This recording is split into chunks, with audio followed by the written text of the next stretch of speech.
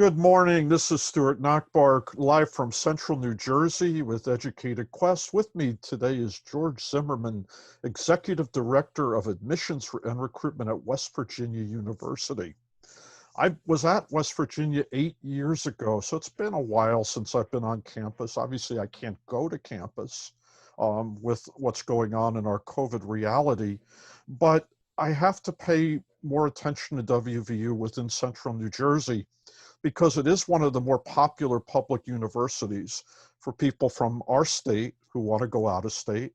And for Pennsylvanians, it's the #1 public university for those who want to leave the state, partly because it is an hour from Pittsburgh, partly because of cost, partly because of what the university has academically. George, what are some reasons for WVU's popularity to this traditional market and to new markets you might be reaching out to? Sure. I think that's a great question. And, at WVU, we tend to have about 50% of our students who come from out of state. So you mentioned, obviously, Pennsylvania and New Jersey. Those are definitely some really good markets for us. I think what you see with WVU is that you have the opportunity to go to a large R1 research university. It's, in people's quote unquote backyard. We are within a few hours driving distance of more than 2/3 of the US population. So we're positioned, I think, really well in terms of our state to bring students from a variety of different areas. We have a generous scholarshiping package for students, for non-resident students. So I think that when it comes to cost of attendance and that return on investment, we're hitting that mark really, really well, where we become pretty much a similar comparison to a lot of the in-state choices that they have. So we're there to widen those opportunities for students with our breadth of programs. Financially, we're obviously very affordable, and Morgantown's just a great college town. And so I think we kind of tick a lot of the boxes. President Gee always says we're the Goldilocks University. We're, not too big, we're not too small, but we're just the right size. And he's right. You have this opportunity to be able to come to campus, and you can make it what you want. If you want that big school experience, we have that opportunity. But if you're really more drawn to a smaller school, you can have that experience too. With 15 colleges, an honors college, you get those classes of 25 students, or, you can schedule more lecture halls. You really have that customizable experience, and that's what students really love. As I said a few moments ago, I was last there in 2012, and I took a tour, and I talked to people associated with the university. There were some aspects that really made a very strong impression on me. I saw the crime scene houses for the forensic science program. I learned a little about the honors program. We visited Lincoln Hall. Okay. And I learned a bit about engineering. I learned about the student-run ad agency, and I spent time with people who were involved in parent engagement. Obviously, I haven't been there for a while. Have any of these things changed since I was on campus? Have they advanced? Well, you mentioned forensics, and forensics is obviously our one of our marquee programs on campus. And so we are consistently ranked as one of the top forensic programs in the nation. What we've done there is we've actually refined that program. And so instead of just having one forensic and investigative science major that students can go into, you can actually go into a forensic examiner, forensic biology, or forensic chemistry majors now, all under that umbrella of forensics. So that really, I think, again, goes back to that customizable experience where a student can hone in specifically to what they're interested in forensics. Beyond that, I mean, we have, we've really just expanded a lot of our opportunities with some of those areas that you've talked about. Our Parents Club has grown. The Parents Club, I think, is a really unique opportunity for our students and for their families to stay connected to the university, especially in these times. There's obviously concern about students going away from home and engaging in activities off campus during the pandemic and the nervousness that comes with this. And the Parents Club provides that vehicle of information back to the family. We love our students, but we know sometimes students don't do so great with communicating back to their parents about what's going on. And so we provide a resource to our parents because they are very involved. This is a family decision anymore when it comes to making a college choice. It's not just the student's decision. There's input from a lot of influencers, and parents are one of the main influencers for students. A new student decides to come to WVU. They deposit. How soon after they deposit do the parents know about the Parents Association? So we actually have a parent communication plan that goes out to all of our parents, and so a lot of times they know about the Parents Club before the student even deposits, because that's who's sending them those communications. We have a Facebook page, Families of Facebook page, that is run by the Parents Club as well. So any student that's admitted, their parent will be invited to join that Facebook page as well. And again, that's run by the Parents Club. So we try to make that very upfront for our students and their families to know that that is available. There are benefits to joining the Parents Club. You don't need to join the Parents Club to get the information, but obviously we encourage our parents to join the Parents Club. There's no fee that's associated with it. You just have to share some additional contact information, and again, it's a great resource. You might get tapped to volunteer. That's really what it comes down to. Has it helped with recruiting siblings? Like if someone has gone to WVU, they were happy, you might get their brother or sister? Oh, absolutely, it has. Yeah, and we see that a lot actually with brothers and sisters that come and join, because again, it becomes more of a family environment. What we also see from the Parents Club, and this is actually very prevalent in our non-resident markets. You mentioned New Jersey and Pennsylvania.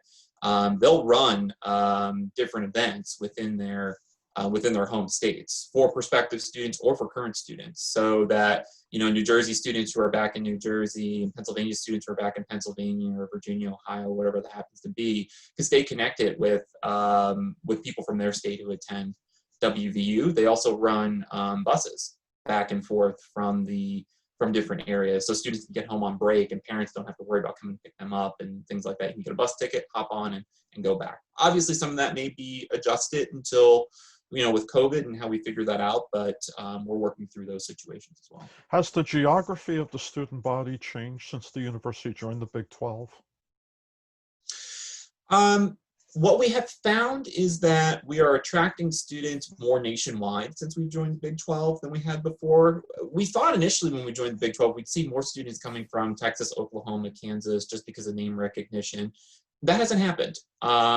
We saw a slight increase from Texas, but not anything that was really large. What we have seen is more of this nationwide footprint, and so we're seeing more students coming from Illinois and California and Washington. We had 5 students coming from Minnesota this year, and so we're really getting more, I think, of that national brand recognition since we've joined the Big 12 than we have before. But by far, our largest student population is Mid-Atlantic and Northeast, just because of our geographic location. Are their flagship state universities, the ones in the Mid-Atlantic states, the most common cross shops, like a Rutgers, a Penn State, Pitt? Yeah, Penn State, absolutely. We also see Penn State and Pitt, again, because of Pennsylvania being such a popular out-of-state market because of our proximity to the border. But we're also seeing, Ohio University, Ohio State, JMU, Virginia Tech, University of Maryland, Towson. So we're really seeing those state institutions, those flagships within those areas being crossover. We also see, University of Kentucky come up as well, being a bordering state as well. Have you seen more interest in the Honors College? Oh, absolutely. Absolutely. I would say probably from your visit since 2012, the honors program has been one of the marquee programs that has just really developed and grown with so many different layers of support for our students. And what they did was they actually, probably around that time, they were starting to launch into their change of 2-tiered honors system. So students can join honors as a first-time freshman, or they can actually join once they've been at the university in their junior year. So they can actually join almost for that capstone process of doing a hands-on project of some sort, whether it's research or some other type of hands-on learning project that's sponsored by faculty during their junior and senior year, even if they weren't part of honors during the first 2 years. So it's really, again, looking at that customizable experience, that opportunity for students to decide what their path is. So you can actually do a 2-year or a 4-year program. You can start as a freshman and do 2 years. You can do the full 4, or you can come in and, halfway through your college career, if you didn't qualify for honors when you came, because you do an outstanding job at WVU and you want to be part of that community, you can join that later on as well. Could a strong community college transfer also be in that second 2-year in the 2-year Absolutely. program? Absolutely, yes. Transfer students are considered for the second phase honors as well. One of the things that I believe will happen through this COVID reality is community colleges are going to see more enrollment than they've seen in the past, particularly out here in New Jersey. Do you think down over the next year or two, you're going to see a larger transfer pool? Yeah, we are anticipating seeing a larger transfer pool. We're kind of unique at WVU because we really don't have a feeder community college, if you will. We tend to draw pretty equally across the schools in state. Most of our students who are actually coming to us with 2-year degrees are coming from our Kaiser campus from Potomac State College, which is a 2-year school within the WVU system. And then most of our other students are coming from out of state, from Virginia and Pennsylvania from those schools. But we are anticipating that we're going to see more students begin their college career, likely at community colleges, and then want to make that transfer. So we've been very active, not just because of COVID, but just because we're seeing this more and more from families and students as a viable path to really clean up our transfer articulations and remove any of the barriers that we have for students who are looking to transfer to the university. Because we know, there's 2 main concerns for transfer students. That's how much is it going to cost, and will my credits transfer? And those things are kind of one and the same. So we really want to make sure we're being very clear with the student that if you transfer to WVU, this is what will transfer, and then this is what your scholarship will be and what your total cost of attendance will be. You mentioned 2 marquee programs already, forensic science and the honors college. What other Sure. marquee academic programs should prospective students be aware of? I think, one of the great things about WVU is the breadth of the different programs. We have some new offerings that students should probably be aware of. Neuroscience is one that just started up with the Rockefeller Neuroscience Institute here at WVU, so our students do get an opportunity to work with faculty and staff that are involved in world-class research. We also have some cross college programs that I think are really interesting, biochemistry being one of them, and then we also have a media design program between our creative arts school and our College of Media, and so that's focused really for students who want to go into maybe, theater or some sort of interactive creative media. How did the transition to going online go during this past spring? And will a lot of classes be online or hybrid for the fall? So the transition, I'll start with the first part of that question. The transition in spring, I think went fairly well. It went as well as could be anticipated for how quickly we needed to pivot. I felt like I went to work like normal on Monday, and then by Friday I was in a home office and my entire staff was working from home and all the students were remote. It was pretty incredible how quickly we pivot. The challenge there is that higher education is usually not so great at adapting that quickly, but we did a great job with moving our students online. We really beefed up our infrastructure to make sure our students were supported and provide them with the opportunities that they need. I also think the communication with our students was really key.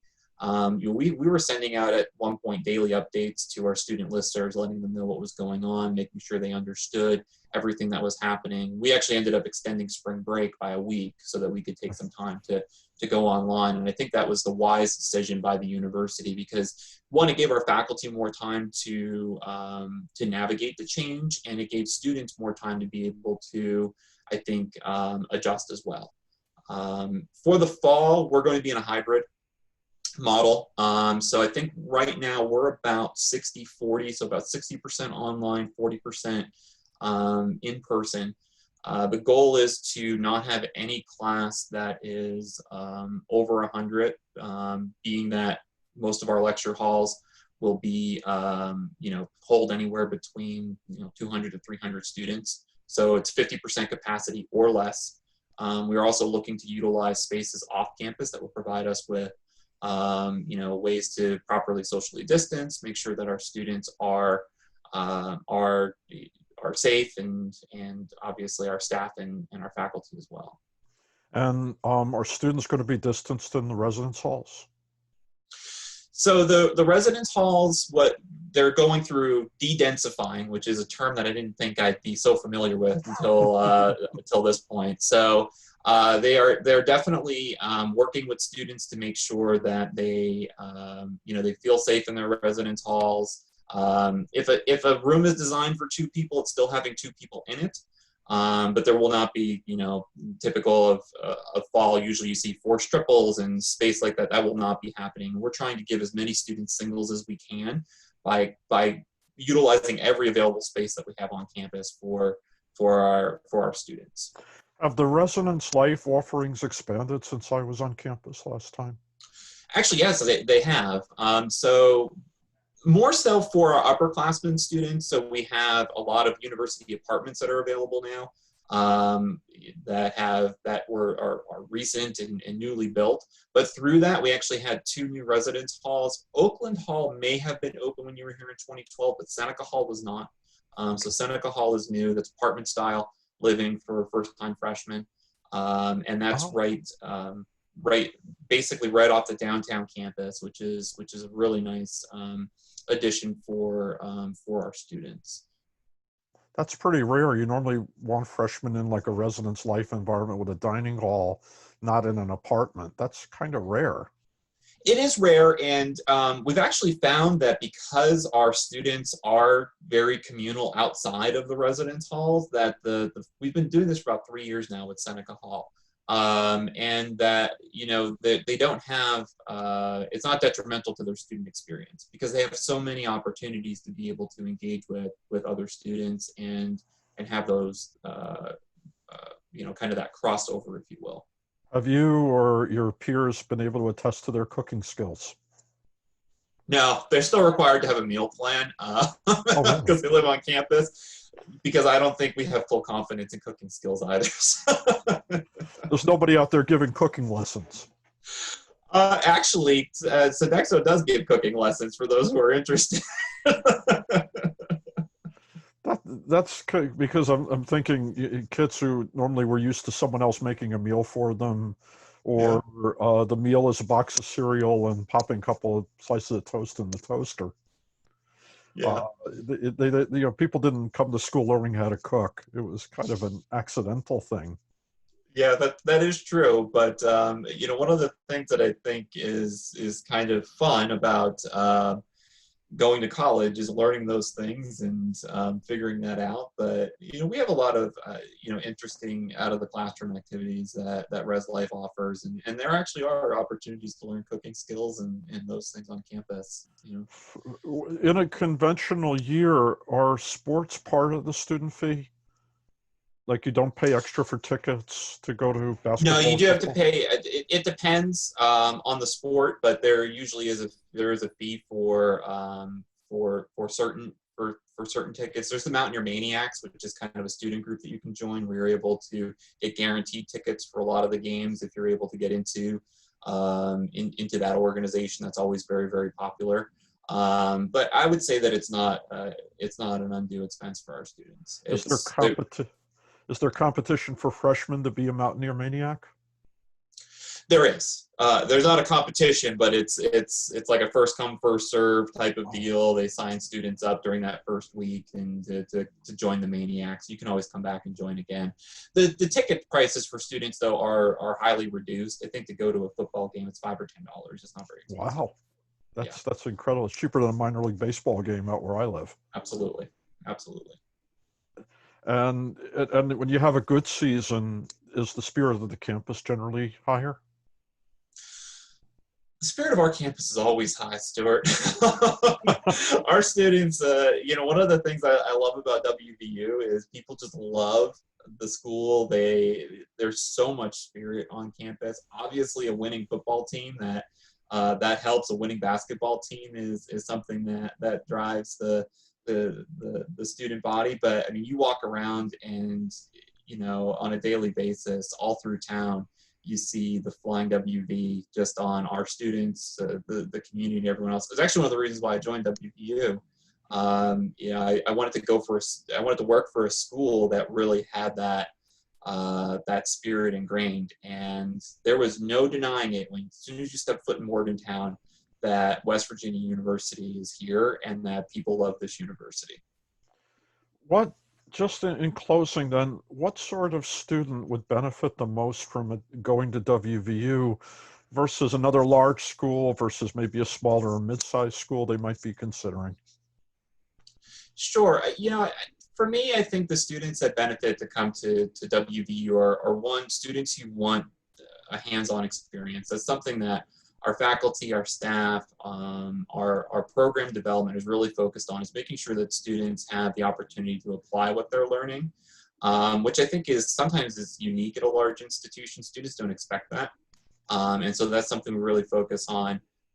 Really students who want to have that social experience, that ability to connect with others, that ability to collaborate, that ability to, really work in teams. That seems to be a really great benefit of WVU, and of course students who are just looking for that depth that you can only get from an R1 research university, variety of different majors. If you change WVU, we probably have something you're interested in, and that is, to me, I think a huge benefit for students, especially those who might be undecided, or I always say that a student is never truly an undecided student. They just have 3 or 4 things they want to do and they don't know how to pick yet. And so this provides you an ability to explore and figure that out and not have to change schools. George, thank you for spending the time with me to talk about WVU. I know your applications are only going to go up for this cycle, and I really appreciate the time. Well, I appreciate you inviting me to talk, and hopefully, once we're able to travel and have the opportunity to go places and visit, you can come down to Morgantown again and see some of the things that we talked about today. I would enjoy that. Thank you very much. You're welcome.